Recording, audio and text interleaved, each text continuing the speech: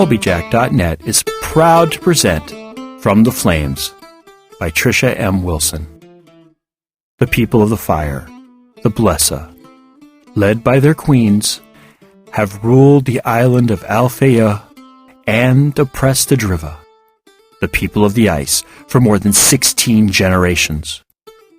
With the Drivian King in hiding and little hope on the horizon, the Driva looked to one person to save them from the vile Blesa, the Diviana.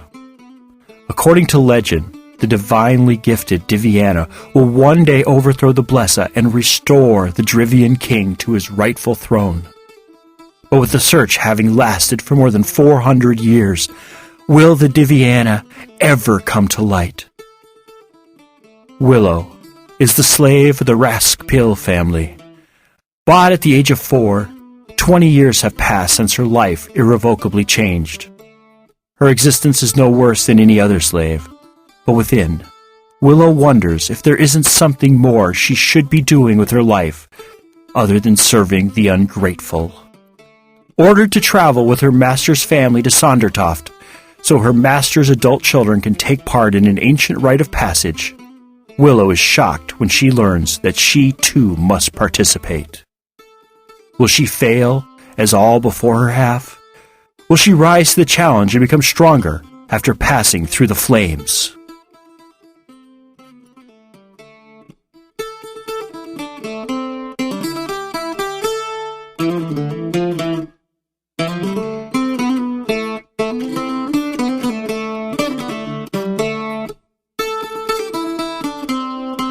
From the Flames, Episode 14.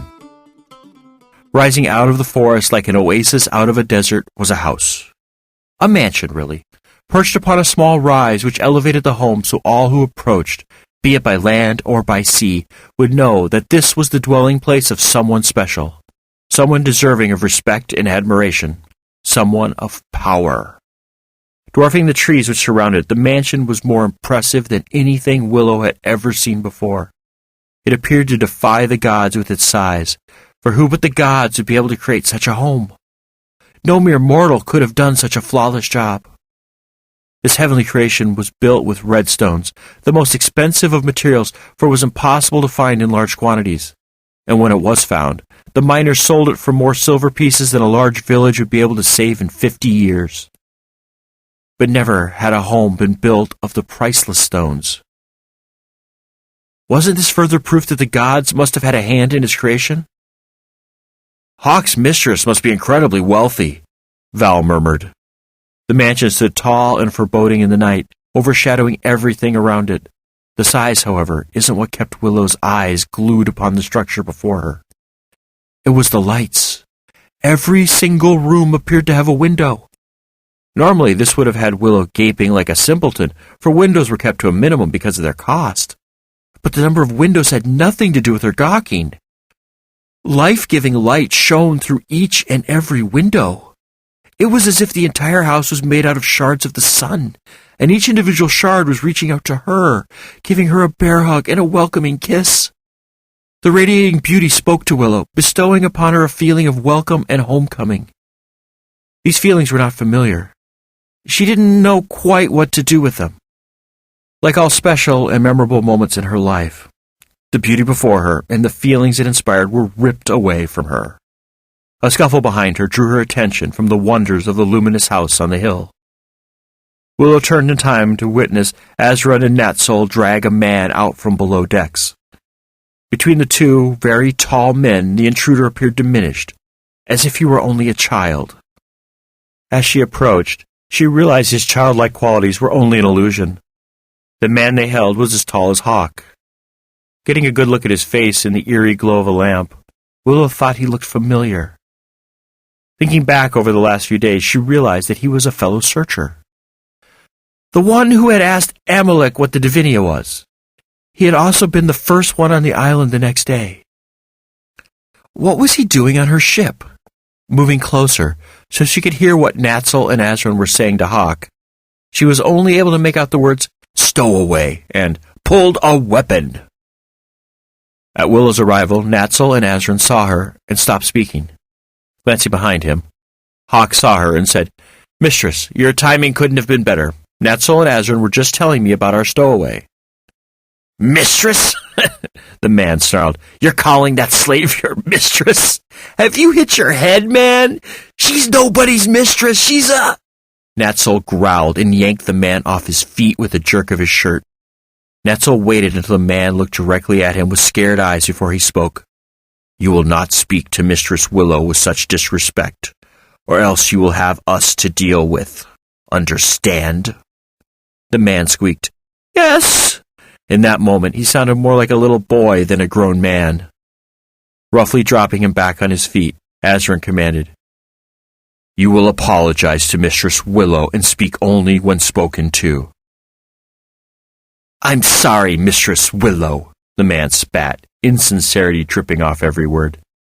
She ignored him. She was used to such attitudes. Where did you find him? She asked. He was hiding behind the supply containers we took aboard in Sondertoft. We thought we heard a noise from below decks, and we went to check it. We found him. That's when he pulled a knife on us. We rid it of him with no difficulty. Natzel pulled out a knife. A little shorter than the length of Willow's hand, it was a very simple knife.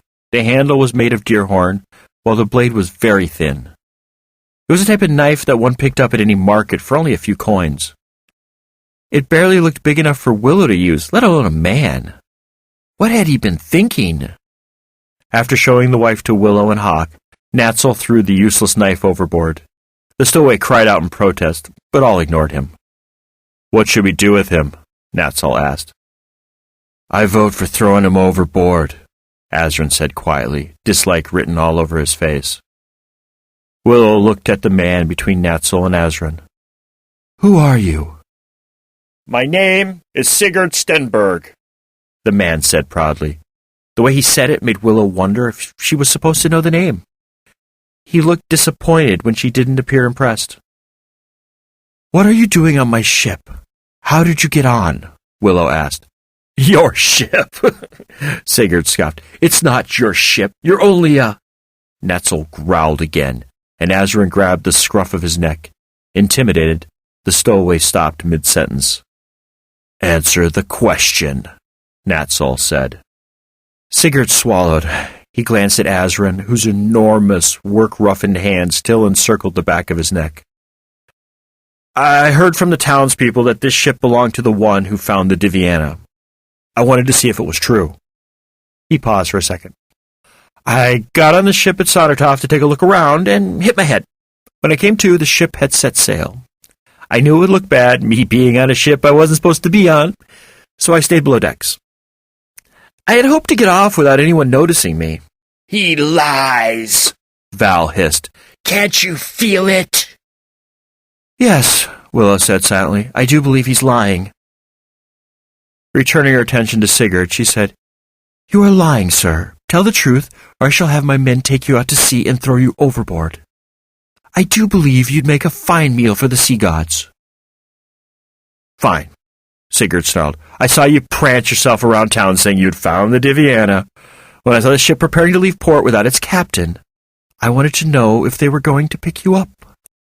When I saw that they were, I got curious about where they would take you. So I slipped on board and hid while the ship set out to sea. I had planned on making my presence known once we hit land, offering you my services. What services could you possibly provide, Mistress Willow? Hawk asked with a look of dislike on his face. Sigurd puffed out his chest. I am a skilled warrior. Azrin snorted in disbelief.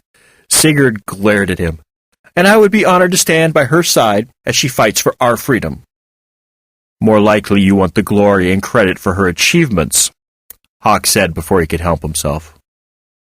Willow held up a hand to silence anyone else from speaking.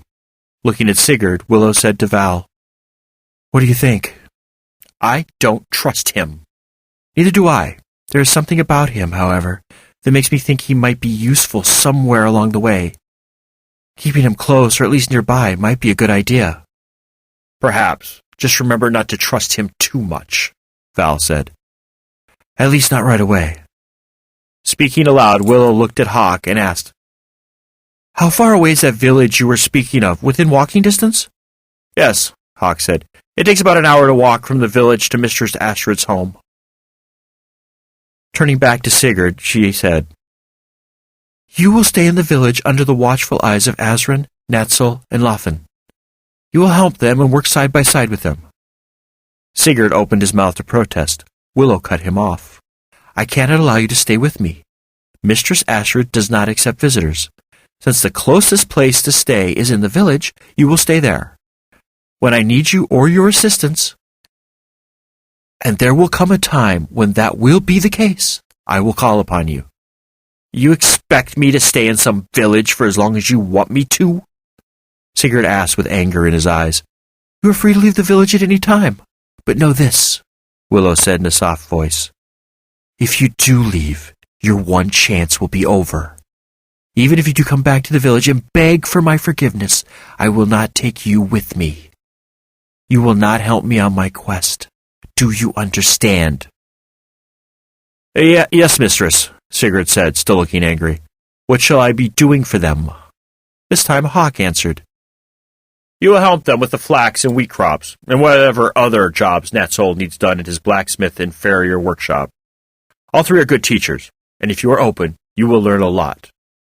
Remember one last thing. They are my eyes and ears. Respect them as you'd respect me, or else it won't matter how long you stay. I will never trust you, and I won't take people with me who I don't trust." "Yes, mistress," Sigurd said, his eyes downcast, his agreement to her terms sounding sincere. "Mistress, Hawk, we are about to dock," Lothin said, coming from the side of the ship. "Good," Hawk said. "You two, help her dock the ship. We'll watch this one." Leaving Sigurd in their care, after a whispered threat in his ears, Asrin and Natzel left to help Lothin. As Sigurd straightened out his rumpled clothes, Val said, "I still don't trust this one." "I know, Val, but we have more important things to worry about right now." "Like what?" "Like meeting Mistress Astrid."